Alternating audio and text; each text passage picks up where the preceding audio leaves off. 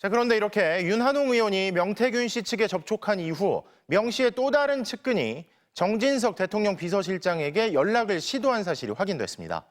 대통령실에서 연락이 없다며 답답해하는 명 씨를 대신해 비서실장에게 연락을 했다는데요. 구나연 기자의 단독 보도입니다. 윤한홍 의원이 명태균 씨 측에 접촉한 뒤 명 씨를 여러 차례 봤다는 명 씨의 또 다른 측근을 만났습니다. 명 씨는 식사 도중 덜컥 화를 냈다고 합니다. 대통령실에서 연락이 없다며 다른 경로로 확인해보니 겁이 나서 나한테 연락을 못한다고 하더라고 했다고 했습니다. 그래서 자신이 대신 연락해보겠다며 정진석 대통령실 비서실장 번호를 달라고 했다는 겁니다. 이 측근의 휴대폰을 봤더니 실제로 정진석 비서실장 번호로 지난 4일과 6일 두 차례 카카오톡 메시지를 보낸 것으로 확인됐습니다.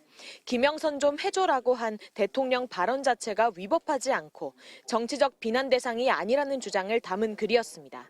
이 측근은 또 평소 알고 지내던 국민의힘 사선 중진 의원에게도 연락했다고 했습니다.